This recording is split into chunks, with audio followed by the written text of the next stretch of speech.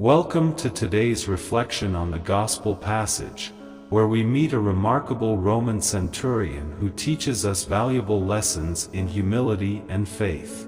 Imagine being a powerful military leader, respected and feared by many. Yet, when faced with a personal crisis, this centurion humbles himself, recognizing his own limitations and unworthiness. He sends Jewish elders to approach Jesus on his behalf, showing respect for local customs and traditions. Let's pause for a moment.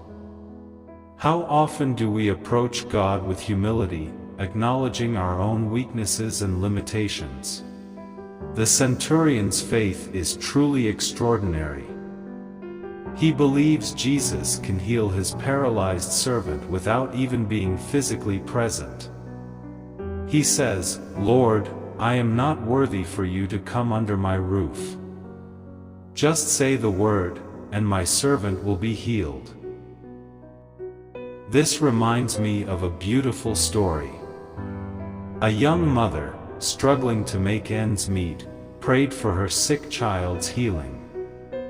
She couldn't afford medical treatment, but she had faith. She wrote a prayer on a piece of paper, placed it on her child's pillow, and trusted God. The next morning, her child was healed. Let's reflect. Do we have faith like the centurion and this young mother? Do we believe Jesus has the power to heal, transform, and save us?